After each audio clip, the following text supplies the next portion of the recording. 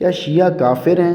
اگر کافر ہیں تو کیا شیعہ کو اس کے سامنے کافر کہنا ٹھیک ہے یا نہیں؟ اور کیا شیعہ سے دوستی رکھنا ٹھیک ہے؟ اور یہ پوچھنا ہے کہ میرے گھر والے اور دوست سب یہ بولتے ہیں کہ شیعہ جو کرتے ہیں وہ ان کا مسئلہ ہے، ہم کون ہوتے ہیں ان کو کافر کہنے والے؟ ہم ان سے اچھی طرح ملتے ہیں تو کیا ضرورت ہے ان کو غلط کہنے کی؟ اور کہتے ہیں کہ شیعہ کی مجلس میں جانے سے کچھ نہیں ہوتا، ہم کوئی ان کی باتیں قبول تھوڑی کر لیتے ہیں، ہم تو بس باتیں سنتے ہیں کہ وہ کیا کہتے ہیں۔ تو حضرت صاحب یہ پوچھنا ہے کہ میں ان کو کیسے بتاؤں کہ شیعہ کافر ہیں؟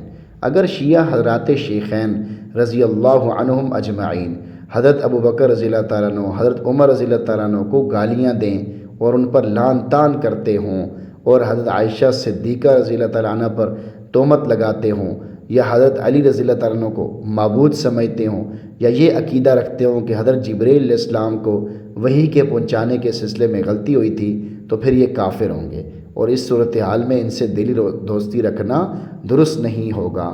ویسے عام حالات میں شیعہ کو بلا وجہ کافر کہنا درست نہیں، یہ خواہ مخواہ جھگڑے کا سبب بن سکتا ہے جس کا کوئی فائدہ نہیں ہوتا۔